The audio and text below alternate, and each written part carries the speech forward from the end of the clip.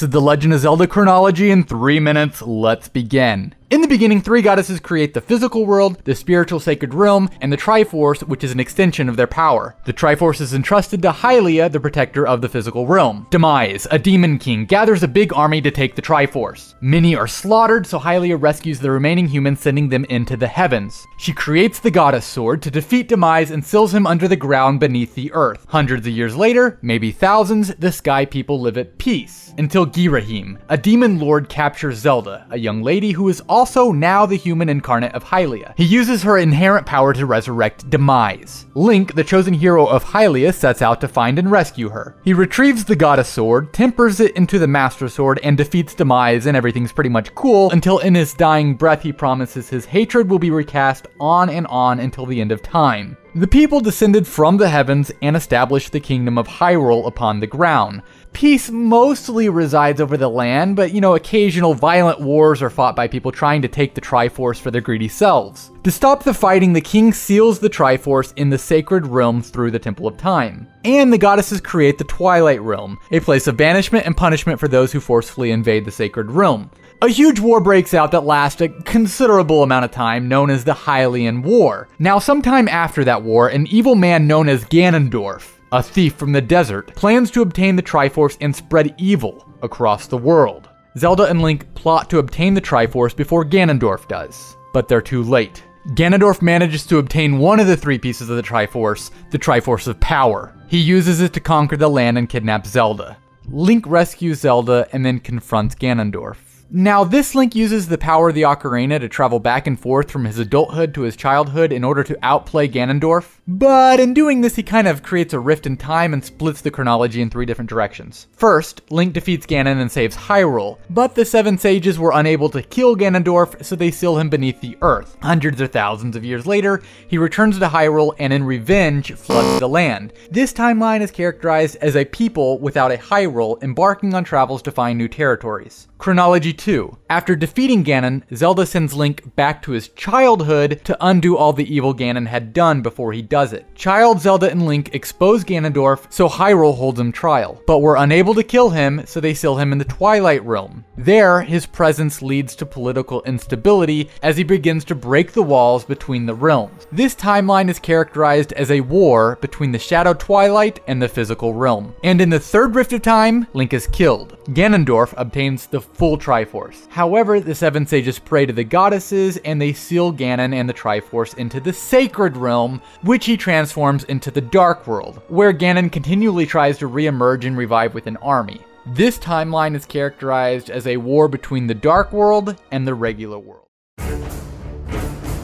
This is the story of The Legend of Zelda Ocarina of Time in 3 minutes. Let's begin. Civil war engulfs the lands of Hyrule. Amidst the conflict, a Hylian mother and her newborn child escape the Kokiri Forest, a land where inhabitants never grow up. The dying mother leaves her baby in the care of the Great Deku Tree, guardian of the forest. A decade later, the boy Link is awakened by Navi, a fairy sent by the Great Deku Tree. Hey, listen! The tree beckons Link to stop the curse placed within it by a wicked man dressed in black. Upon freeing the tree from the curse, Link learns that he must seek out Princess Zelda. The tree bestows upon Link the Kokiri's Emerald, one of the 3 spiritual stones. With his dying breath, he tells the Link of the 3 goddesses, Din, Faeror, and Nehru, who've left behind the Triforce. As Link leaves the forest, his childhood friend Saria gives him an ocarina. Link is greeted by the worst owl ever, Caporia Gaboria. Princess Zelda foresees the coming of a boy with a fairy and a green stone. Sure enough, Link sneaks through Hyrule Castle and finds Zelda just as she predicted. She warns Link that Ganondorf, king of the Gerudo, is the source of evil that she has foreseen in her dreams. Ganondorf seeks the Sacred Realm to attain the power of the Triforce. They have to collect the 3 spiritual stones and the Ocarina of Time to stop Ganondorf's evil plan. Zelda's handmaiden, Impa, guides Link out of the castle. Link's journey to collect the remaining stones begins by climbing Death Mountain for Goron's Ruby. He then enters the belly of Jabu Jabu to retrieve Zora's Sapphire. With the stones collected, Link witnesses Impa and Zelda elude Ganondorf on horseback. Zelda throws the Ocarina of Time into a moat. No big deal, it's only a sacred object. Ganondorf asks Link where the girls fled. Link refuses to give up their location and is blasted by Ganondorf. Link uses the Ocarina and stones to open the door of time within the Temple of Time. Link finds the Master Sword and snatches it up without a second thought. Bad idea! The Master Sword seals Link away for 7 years as he's not ready to wield its power. Even worse, this clears the path for Ganondorf to reach the Sacred Realm and attain the power he seeks. During Link's 7-year slumber, Ganondorf conquers Hyrule, turning it into a land of darkness. Link is woken up as an adult by Rauru, one of the 7 sages of Hyrule. He catches Link up on how the kingdom has gone to shit during his catnap. Rauru tells Link he must seek out the other sages if he's to stop Ganondorf. Link returns to Hyrule where he meets Sheik, one of the last remaining members of the Sheikan tribe, those sworn to protect the royal family. Link travels throughout the land. He goes deep into the forest, into a volcano, to the bottom of a lake, to their graveyard, and into far reaches of a desert to track down the 6 sages. Having found the sages, Link returns to the Temple of Time to find the 7th and final sage. Sheik greets him and tells another story passed down by the Sheikah. The Triforce acts as a balance of the spirit of the person attempting to wield it. Because Ganondorf wished to wield it for power, the Triforce split and he only gained the Triforce of power. Sheik explains the remaining 2 pieces of the Triforce rest on those who resonate with the virtues of wisdom and courage. For the last 7 years, Ganondorf has desperately sought to complete the Triforce. Through the valor shown along his journey, Link conveniently possesses the Triforce of courage. Then, in a complete shocking twist, Sheik unveils her identity, Princess Zelda, who happens to be the final sage and wielder of the Triforce of wisdom. She imparts Link with light arrows. Suddenly, Ganondorf uses his magic to capture Zelda. He mocks Link for getting Zelda to reveal where she's been hiding all this time. Link heads for Ganon's castle. He scales the millions of stairs. Seriously, this castle has hardly any rooms, just stairs that lead to more stairs, and confronts Ganondorf. They clash, powered by their respective Triforce pieces. Link defeats Ganondorf and Zelda is released, but there's no time to celebrate as Ganondorf uses his dying breath to bring the castle down on top of them. Link and Zelda manage to escape just before the castle collapses. As they leave the castle grounds, Ganondorf bursts forth from the rubble to use the Triforce of power to transform into Ganon, a mammoth pig demon. Ganon knocks the Master Sword away from Link, forcing him to fight with either a giant hammer or a massive sword that dwarves the Master Sword he probably should have used from the start. Link reclaims the Master Sword and knocks Ganon into submission. Zelda calls upon the power of the 7 sages to seal Ganon away in the sacred realm, and Link deals the final blow. Ganondorf once he will one day get his revenge on their descendants, but that will never happen. With peace restored to Hyrule, Link returns the Master Sword to close the door time, creating 3 alternate future timelines, complete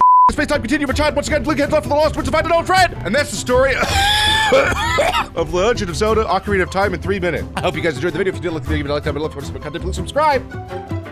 This is the story of The Legend of Zelda: Breath of the Wild in 3 minutes. Let's begin. A primal evil called Calamity Ganon ravages the world, and it naturally sucks. However, an ancient clan known as the Sheikah build a large army of robots called Guardians to combat the evil. Giant mobile fortresses known as Divine Beasts served as centerpieces for the army of Guardians, and the evil of Calamity Ganon was sealed beneath Hyrule Castle for over 10,000 years. Yay! A prophecy, however, warns that Calamity Ganon will inevitably return. Our hero Link wakes up after a 100-year nap drawn by a mysterious voice that guides him through a now ruined Hyrule. He uses his Sheikah Slate to raise a nearby tower, which activates several ancient shrines and other towers. A mysterious old man appears and tests Link's abilities, then reveals that he's the spirit of the former king of Hyrule, and he fills Link in that Ganon's taken over the Divine Beasts and the Guardians, turning them into evil death machines. Where's Zelda in all this? Awaiting Link's valiant return and rescue while doing her best to keep Ganon confined to the castle. Taking action, Link meets Impa at Kakariko Village, and she tells him that Zelda needs Link to free the Divine Beast from Ganon's evil if he hopes to defeat him. Afterward, Link meets up with Pura to get part of his Sheikah Slate fixed, and she explains that there are memories within the device that are locked mementos of his past, aka photos. Link ventures forth to free the Divine Beasts and release the spirits of the champions who once piloted them. First stop is the flying beast Va Meadow, which he frees with the help of bird people. Then Link ascends the volcanic Death Mountain to purify Va Rudania. Going off the rails a bit here, Link ventures deep inside the Korok Forest and finds the Master Sword. Turns out Princess Zelda put it there herself so that it could regain its power under watch of the Deku Tree. Questionable decision, but whatever. 13 hearts later, and the sword is back in his hands. Yay! That was great. Back on track. Link teams up with the Zora Prince Sidon, aka Fishman Fangirl Heartthrob, to free Vah Ruta. Inspires several pieces of unsettling fan art to sneak into Gerudo Town, goes on a fetch quest, and finally frees the last Divine Beast, Vah Naboris. With all the Divine Beasts free, Link embarks on his final quest to destroy Ganon once and for all, and sets foot in the creepy, evil-infested ruins of Hyrule Castle. And then he realizes that he could have just gone here right from the word go. Funny world, ain't it? When Link reaches the tallest tower after battling through hordes of monsters and death machines, Zelda's power is running on fumes, and Ganon is strong enough to emerge and face his sworn enemy. After the 4 champions rain the hand of God down on Ganon, Link and Ganon finally clash. The battle is long and brutal, but Link defeats the beast once again. With the evil of Ganon finally vanquished, Zelda reveals that she is not only still alive, but looks the same as she did 100 years ago. She praises Link for his strength and his courage, and after learning that he still remembers her, they both set out to restore Hyrule to its former glory. Together. Disclaimer: you do not have to go specifically in this order. Do it as you please, people. And that's Breath of the Wild in 3 minutes.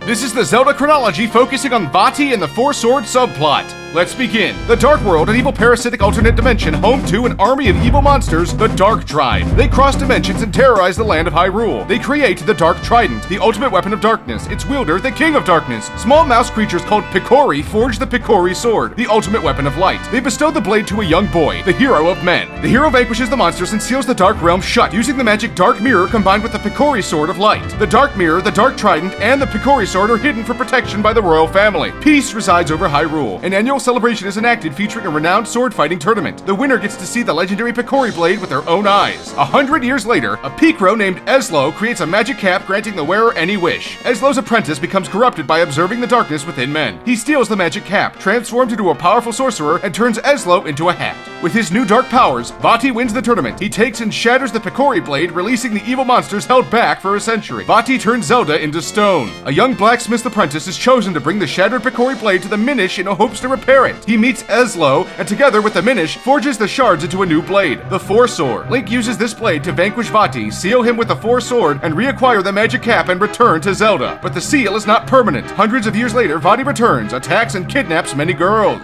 But an unnamed hero wields the Four Sword, defeats Vati, rescues the women, and seals him again with the sword. The hero builds a pedestal to keep the blade. They place it in a secret, remote, and enchanted area, the center of all Hyrule. Over time, the royal family builds a sanctuary around the pedestal and lock it with 4 magic gems. Since the seal isn't permanent, they check it regularly. Over time, possibly hundreds of years, the seal weakens again. A young Link and Zelda reincarnate again, visit the sword to check the seal, but it's too late. Vati kidnaps Zelda again. Link draws the Four Sword, invades Vati's palace, defeats him, and seals the sword again, thus rescuing Princess Zelda. To give the seal a triple barrier of protection, the royal family locks the Four Sword Sanctuary into a portal that only the 6 Shrine Maidens can open. We explained the split timelines in our last video, with the major difference being whether Ganon was sealed in the Twilight Realm, Sacred Realm, or Earth Realm. With Ganon sealed in the Twilight Realm, Hyrule receives a plague of attacks from Twilight led by Ganon. But reincarnated Link, the hero chosen by the gods, strikes down and kills the ancient Ganon. Big mistake, Link. The reason we steal Ganondorf is that the ancient demon will be reborn. He reincarnates with Zelda and Link, some sort of ancient tricyclic magic. New Ganondorf finds the ancient Dark Trident, becoming the new King of Darkness. To complete his reign of evil, he finds the Dark Mirror and reopens the ancient Dark World. Ganondorf summons Shadow Link, who attacks towns, casting them into Dark World. Ganondorf plots to unseal a most powerful potential ally, Vati. Ganondorf tricks Zelda and the maidens into thinking the Four Sword seal is weakening. He lures them to Four Sword Sanctuary, and as they open the portal to enter, Shadow Link captures them. Link reincarnate, enters, pulls the Four Sword to defeat Shadow Link. A trick! Vati is released and strikes them down. Link fights through the Hyrule and rescues the maidens. They face off with Shadow Link, defeat him, and retain the Dark Mirror. With the Four Sword fully powered, they kill Vati. Ganon mocks Vati for being so easily defeated, and then Ganon is defeated and sealed into the Four Sword, which is laid to rest in the Sanctuary.